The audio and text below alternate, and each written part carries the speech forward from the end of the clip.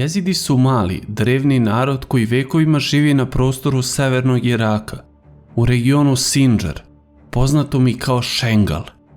To je suvo planinsko područje na severozapadu zemlje, gde se masiv planine Sindžar uzdiže kao prirodna tvrđava usred pustinje. Tamo su njihova sela, njihovi hramovi srce njihove vere, hodočasnički centar Lališ. Ta geografska izolovanost bila je i blagoslov i prokletstvo, jer ih je štitila od asimilacije, ali ih je u isto vreme ostavljala potpuno izloženim svaki put kada bi se promenile granice carstava, država i vojski oko njih. Jezidi su živeli skromno, uglavnom od stočarstva, u zatvorenim zajednicama koje su pokušavale da se drže podalje od političkih oluja Bliskog istoka. Nemaju državu, nemaju vojsku i nemaju pravu međunarodnu zaštitu. Njihova snaga oduvek je bila samo u zajednici, tradiciji i dubokom osjećaju identiteta. A oko njih nalaze se 3 države, 3 vojske i 3 politike. Sa istoka Irak, sa zapada Sirije i sa severa Turska. Njihova religija je posebna mešavina staropersijskih, mesopotamskih i abrahamskih učenja, starije od islama i hrišćanstva, i zasnovano na verovanju jednog boga i 7 anđela, među kojima posebno mesto zauzima Melek Tavus, anđeo Paun. Izvan jezidske zajednice ova figura je vekovima pogrešno tumačena, često predstavljena kao zla. Zbog te zablude jezidi su tokom svoje duge istorije bili označeni kao nevernici, otpadnici ili obožavaoci đavola, što je postalo izgovor za progon i masovna ubistva. Zato u svom kolektivnom pamćenju imaju nešto što gotovo ni jedan drugi narod nema. Sećanje na 72 masakra i 72 pokušaja istrebljenja. Koreni genocida iz 2014. godine nalaze se u godinama pre toga, u globalnoj politici i haosu koji počinje 2011. godine. Te godine počinju ratovi u Libiji i Siriji, a sa njima je otvaranje jednog od najopasnijih projekata modernog doba, masovno premeštanje i naoružavanje islamističkih grupa iz čitavog sveta. Zapad je najpre oborio Gadafija, razneo Libiju u paramparčad i ostavio skladišta oružja bez ikakve kontrole, a to oružje, raketni bacači, minobacači i sanduci municije, krenulo je dalje, pravo prema Siriji. Granica Turske postaje autoput za islamiste iz Evrope, Severne Afrike, Kavkaza i Centralne Azije, dok se unutar Sirije formiraju stotine različitih militantnih frakcija. U tom haosu, iz ruševina Libije, iz raspada sirijske države i iz vakuma moći u Iraku posle američke invazije, počinje da se oblikuje monstrum koji će kasnije okupirati Mosul i krenuti ka Sindžaru, Islamska država. U središtu tog sistema nalazila se Turska. Nije bila samo geografski prelaz, već ključni tranzitni centar preko kojeg su hiljade boraca prelazile u Siriju, kao i najveći kanal za šverc nafte kojom se ISIS finansirao. Ali Turska nije imala samo cilj da Damask padne. Njena meta bili su i Kurdi, jedina sila koja mogla da zaštiti Jezide. A u politici Erdogana svaka zajednica koja sarađuje sa Kurdima automatski postaje neprijatelj. Jezidi nisu predstavljali vojnu opasnost, nisu imali političke ambicije, niti teritorijalne planove, ali bili su preblizu Kurda, preblizu regionima koje Ankara želi da kontroliše. Kako je rat u Siriji ulazi u 2. godinu, sirijska vojska počela je da se povlači sa severa zemlje pod naletom islamista, napuštajući ogromne teritorije kako bi odbranila Damask i velike gradove. Dok je svijet gledao rušenje Alepa i borbe oko Homsa, na severu Sirije i zapadu Iraka jezgro islamske države se širilo. Oružje iz opljačkane Libije, novac iz zaliva, logistika iz Turske i potpuni raspad iračke armije pretvorili su ISIS u silu koja je za nekoliko meseci zauzela Mosul, Tikrit, Raku i čitave oblasti duže Eufrata. Njihov meteorski uspon nije bio samo vojni, bio je ideološki. ISIS je imao nešto što prethodne generacije islamista nisu posjedovale. Brutalno, jednostavnu i fanatičnu doktrinu tekfirizma, u kojoj se svako ko ne deli njihovu viziju proglašava nevernikom i otpadnikom koga je dozvoljeno porobiti ili ubiti. Obećavali su borcima dženet ako poginu, robinje kao ratni plen i apsolutnu vlast nad životom nečistih. Sirijska Raka je postala njihova prestonica, grad u kojem je šerijat sveden na javna pogubljenja, bičevanja, simbolična spaljivanja i sečenje ruku pred kamerama. Za njih je rat bio kosmička misija. Njihove kolone išle su pod crnim zastavama uverene da sprovode volju Boga. Svaki grad koji padne dokaz je božanskog odobrenja. Svaki masakr nagrada za veru. I kako je njihovo samopouzdanje raslo, tako je rasla i brutalnost.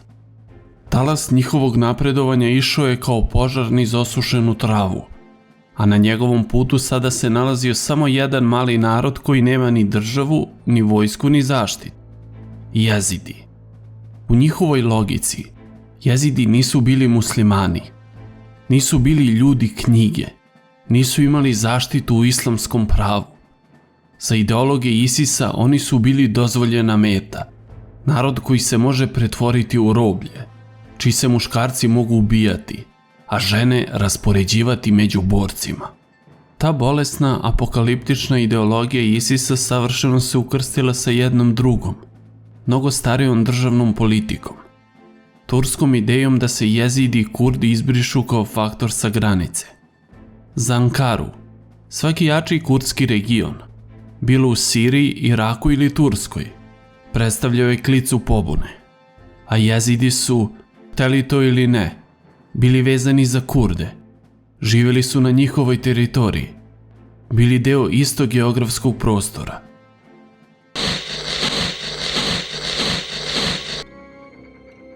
U trenutku kada je ISIS krenuo prema Sinđaru, Turska nije zatvarala granicu.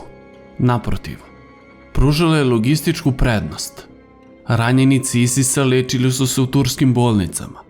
Kamioni sa naftom iz oblasti pod kontrolom ISIS-a nesmetano su prelazili u Tursku, a prelazi koje je Ankara čuvala bili su otvoreni samo u jednom smeru, za islamiste, za jezide i kurde, koji su pokušavali da pobegnu. Granica je bila hermetički zatvorena. Time je ofanziva ISIS-a postala lakša, brža i dublja. Kurdske pešmerge iz iračkog Kurdistana, koje su nominalno čuvale Sinđar, povukle su se gotovo preko noći. Zvanično objašnjenje bilo je da ne mogu da izdrže napad jedinica koje su upravo osvojile Mosul i zaplenile američko oružje vredno milijarde dolara. Ali za jezide to povlačenje i danas ima drugačije ime – izdaja. Mnogi veruju da je regionalna kurdska vlada u Erbilu dobila jasan signal da Sinđar treba da padne. Da bi se razumela ta optužba, mora se razumeti duboka i bolna podela unutar samog kurdskog pokreta. Iračkim Kurdistanom u to vreme vladao je Masud Barzani, čovek koji je decenijama negovao bliske političke i ekonomske odnose sa Turskom. A upravo u Sinđaru, u okolnim planinama i kurdskim zonama u Siriju, delovali su elementi radničke partije Kurdistana. PKK i Barzanijeve pešmerge bili su formalno isti narod, ali i politički smrtni rivali. PKK je bila bliska sa sirijskim Kurdima. Turska je godinama pritiskivala Barzanija da ograniči delovanje grupa povezanih sa radničkom partijom Kurdistana. Zato mnogi jezidi danas veruju da je turski pritisak bio ključni razlog za povlačenje pešmergi. Tako 3. avgusta 2014. godine Sinđar je ostao potpuno sam. I to je bio trenutak koji je ISIS čekao. Crne kolone džihadista ulazile su u sela kao da osvajaju svet. Sela su padala jedno za drugim. Jezidi nisu imali vojsku, nisu imali oružje, nisu imali čak ni plan za bekstvo. Islamisti su svako selo sistematski pretvorili u klanicu. U selima poput Koča, Sortije, Hardana i ostalih, jezidi su se sakrili u kuće misleći da će ih zaobići. Nikome nije bilo jasno da ISIS ima spiskove. da su unapred pripremili šta će raditi, da znaju svako selo, svaku porodicu, svaku rutu bekstva. Sa razglasa se čulo: predajte se, prihvatite islam ili vas čeka smrt. Iza te rečenice krila se čitava industrija užasa. Prvi cilj bili su muškarci, svi od 12 do 70 godina. Postrojeni, odvedeni, streljani u rovovima koje su sami morali da iskopaju. Dečaci od 8 do 12 godina bili su posebna meta.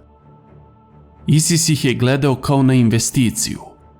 Otimani su iz ruku majki, stavljani u kamione i odvođeni u kampove gdje su mesecima trpeli prisilnu indoktrinaciju, učenje kuranskih stihova i obuku za samoubilačke misije.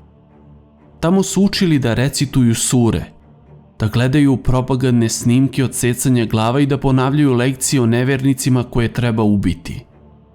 Dete koje je pre samo nekoliko dana trčalo po selu Sindžara odjednom je stajalo sa puškom u rukama, okruženo crnim zastavama, i slušalo da će mu se porodica spasiti samo ako prihvati ulogu koju mu halifat daje. Takođe, islamisti su organizovali seksualno ropstvo. ISIS je u Raki i Mosulu organizovao specijalna tržišta. Na tržišta jezidske žene su dovođene kao da su stoka. Jezidske devojčice su imale cene, verovali ili ne. 12 godina najskuplje, 15 godina srednja cena, preko 30 godina, a rasprodaja. Jedan dokument ISIS-a, zaplenjen 2015. godine, imao je čak i pravila korišćenja žena. To je bio povratak u najgnusnije forme ropstva u istoriji ljudske civilizacije. Žene koje nisu prodate, ubijane su. Hiljade jezida nisu ubijene u selima, ali su ih zatekli drugi užasi. Jedina nada za preživjele bio je beg ka planini Sindžar. Ta suva, gola planina, koja je vekovima služila kao prirodno utočište, sada je postala posljednja linija između života i smrti. Hiljade porodica krenule su u strme staze, noseći decu, bez vode, bez hrane, pod suncem koje u avgustu na severu Iraka dostiže preko 45 stepeni. Na putu su padala tela, starci koji nisu mogli dalje, deca koja su dehidrirala, majke koje su umirale dok su pokušavale da zaštite svoje bebe od sunca. Na padinama Sindžara nije bilo ničega, samo kamen. U prvim danima genocida umrlo je hiljade ljudi samo od žeđi i gladi. Neki očevi su zakopavali sopstvenu decu u plitke grobove, jer nisu imali snage da ih dalje nose. Jedna majka je, kada joj je beba umrla od žeđi, iskopala rukama malu rupu u zemlji da je sahrani. Nije imala snage da zakopa dete do kraja. Nadgrobni kamen bio je komad stene. Stvarnost je bila brutalna. ISIS nije delovao sam. Pojedina arapska plemena iz okoline Sindžara, plemena sunitskih muslimana koje su decenijama živjela u komšiluku sa jezidima, pridružila su se napadu. Neka od njih su pre samo nekoliko meseci trgovala sa jezidskim selima, razmenjivali su stoku, delili vodu, sedeli na zajedničkim svadbama. Kada je ISIS stigao, ta ista plemena pretvorila su se u zveri. Poznavali su teren, znali su gde jezidi beže, gde su prolazi, gde se mogu postaviti zasede i koristili su to znanje da bi im presekli rutu ka planini. I dok se sve to dešavalo, turska granica, samo oko 40 km severnije, bila je čvrsto zatvorena za jezide. Turska je dopuštala prolaz hiljadama stranih boraca koji su išli u Siriju da se pridruže ISIS-u, ali za jezide nije bilo prolaza. Turski dronovi i helikopteri nadgledali su taj deo granice, ali ne da spreče ISIS, već da spreče kurdske jedinice iz Sirije da pređu i pomognu opkoljenim civilima. Čitav svet je gledao slike tih ljudi zaglavljenih na planini, bez mogućnosti da siđu, jer je ISIS sa svih strana blokirao put. Jezidi, narod koji je preživeo 72 masakra, suočio se sa 73. ovoga puta genocidom. Dok su hiljade jezida umirale na padinama Sindžara, Jedina sila koja je imala volju i sposobnost da krene u tešku misiju spasavanja nalazila se preko granice u severnoj Siriji. To su bile kurdske jedinice narodne zaštite i ženske kurdske jedinice zaštite. Kurdske formacije za Rožave koje su već 2 godine ratovale protiv islamista i Turske. Kada su vesti o genocidu nad jezidima stigle u Rožavu, sazvan je hitan vojni savet u jednoj maloj sobi sa mapama Iraka i Sirije razvučenim po podu. Doneta je istorijska odluka. Kreće se u operaciju spasavanja naroda, bez obzira na to što Turska nadgleda svaki njihov pokret, bez obzira na rizik da Ankara to označi kao kurdsku ekspanziju, bez obzira na to što su i sami bili na ivici snaga u borbama protiv islamista. Plan je izrađen u roku od nekoliko sati. Otvoriti koridor dug oko 40 km kroz teritoriju koju kontroliše Islamska država. To nije bio vojni manevar, to je bio očajnički marš kroz pustinju. Turski dronovi su nadzirali granicu, ali kurdske jedinice su krenule noću, krećući se kroz brda, suve rečne doline i napuštene sirijske farme. Hodali su bez svetala, kako bi izbjegli turski nadzor i izvidnice ISIS-a. Islamska država je na severu Sirije već bila navikla na rasute, slabe protivnike, plemenske milicije, pobunjeničke grupe, vojnike u rasulu. Ali kada su naišli na Kurde, naišli su na neprijatelja koji se ne povlači. Borbe su bile brutalne i prljave, često iz neposredne blizine. ISIS je koristio eksplozivne prsluke, kamione bombe, snajpere i fanatične juriše. Posebno se pamti uloga ženskih jedinica. Borci Islamske države verovali su da ako ih ubije žena, ne ulaze u raj. Taj njihov strah bio je toliko snažan da su se mnogi džihadisti povlačili čim bi shvatili da im se suprotstavljaju žene. Jedna kurdska borkinja kasnije je rekla: njihov pogled se menjao u trenutku kada bi čuli ženski glas, kao da su vidjeli smrt koja im zatvara vrata raja. Ta psihološka prednost bila je presudna u prvom probijanju fronta. Posle nekoliko dana neprekidnih borbi, kurdske jedinice su se probile do obronaka Sindžara. Jezidi, dehidrirani, okruženi leševima i stenama, ugledali su prve borce i borkinje kako se penju ka njima sa kesama vode, hlebom i povređenima na ramenima. To je bio prvi trenutak spasa. Ubrzo je formirana ideja koja je izgledala nemoguće. Otvorit će se humanitarni koridor preko sirijske granice, usred teritorije Islamske države, kako bi se izvuklo preko 50.000 ljudi. Kurdske jedinice počele su da formiraju improvizovane kolone, žene na čelu, muškarci pozadi, ranjeni u sredini. A onda, kada je jedan deo jezida krenuo niz planinu, stigla je najgora moguća vest. ISIS se pregrupisao i udara na jedini otvoreni koridor. Kolona se našla u klopci. Kurdi formiraju polukrug, zauzimaju kamenite izbučine i ulaze u direktne borbe prsa u prsa, samo da bi zadržali crne zastave dovoljno dugo. Jedna kurdska borkinja, kasnije teško ranjena, rekla je u intervjuu: nismo branili teritoriju, branili smo vreme.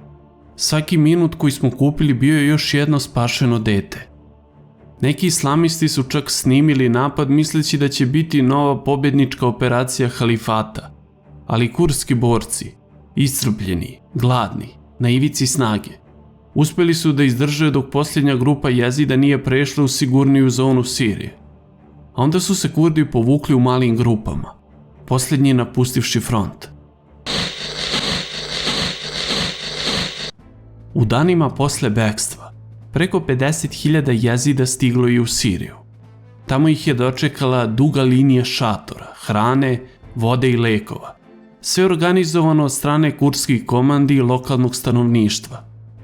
To je bio prvi trenutak istinske sigurnosti nakon užasa kroz koji su prošli, ali vreme suočavanja sa najtežom istinom. Mnogi koji su krenuli u beg nisu preživeli put, a još više njih palo je u ruke Islamske države. U kampovima su se pravile liste preživelih i tada su jezidi prvi put u potpunosti shvatili razmere tragedije. Hiljade žena i devojčica je nestalo. Hiljade muškaraca ubijene. Sela koja su imala po 700 stanovnika, sada su imala 30 preživelih. Dok su preživeli pokušavali da se oporave, dolazile su stravične informacije iz Mosula i Rake. Halifat je učvrstio vlast. Međutim, od kraja 2014. počinje preokret. Međunarodna koalicija počinje vazdušne udare na islamsku državu, dok kurdske snage u Siriji šire svoju kontrolu i potiskuju džihadiste. Iračke kurdske snage reorganizuju se nakon katastrofalnog povlačenja, a iračka armija polako počinje da se oporavlja. Halifat se i dalje fanatično borio, ali više nije mogao da napreduje istom brzinom. U izbjegličkim kampovima među razorenim porodicama rađa se odluka. Formirat će svoju vojsku kako bi se odbranili od ponavljanja genocida. Tako nastaju snage jezidske odbrane i ženske jezidske jedinice. Žene i muškarci koji su izgubili sve, pa su odlučili da nikada više neće čekati da ih neko drugi štiti. Ključni trenutak dolazi u novembru 2015. godine, kada kurdske snage pokreću veliku ofanzivu na Sindžar. Front ISIS-a se raspada, grad biva oslobođen, a jezidske zastave ponovo se pojavljuju na ruševinama njihovih domova. Jezidi prvi put posle genocida gledaju svoj grad oslobođen, ali mrtav. Povratak kući bio je trenutak u kome se radost sudarila sa nezamislivom tugom. Ono što su zatekli prevazilazilo je sve strahote. Kuće spaljene, škole pretvorene u zatvore, dvorišta iskopana i puna kostiju, dečja odeća razbacana oko masovnih grobnica, evidencije prodaje robinja zapisane u sveskama ISIS sudova. U kućama komandira nalazile su se sobe sa lancima. Jezidi su otkrivali grobnicu za grobnicom, više od 80 njih samo oko Sindžara. U jednoj su pronađene samo kosti malih devojčica, u drugoj tela starijih žena, u trećoj stotine muškaraca. Više od 3000 jezidskih žena i dalje je bilo nestalo, zarobljeno ili prodato, često prebačeno u Tursku, Siriju ili zemlje zaliva. Do 2019. godine halifat je konačno slomljen. Mosul je oslobođen, a Raka je pala. Baguz, posljednje uporište ISIS-a, zauzet je uz ogromne žrtve. Ali za jezide, kraj halifata nije doneo kraj patnje. Njihova sela su razorena, hiljade žena još nisu pronađene. Većina preživelih živi u kampovima, a povratak u Sindžar je opasan jer turske vojne operacije i bombardovanje i dalje ciljaju jezidske formacije. Genocid se formalno završio, ali narod nije obnovljen. Jezidi su i dalje rasuti, traumatizovani, bez garancije da se tragedija neće ponoviti. Na području Sindžara i širom severnog Iraka do danas je otkriveno dosta masovnih grobnica sa telima jezida. Mnoge još uvijek nisu ishumirane, a identifikacija traje godinama. Hiljade ljudi se i dalje vode kao nestali. Oko 3000 žena i dece nikada se nije vratilo i pretpostavlja se da su ili ubijeni ili i dalje žive razvučeni po kućama bivših boraca islamske države na Bliskom istoku. Mnoga sela su spaljena ili sravnjena sa zemljom. Sindžar danas izgleda kao rana koja nikad nije do kraja zarasla.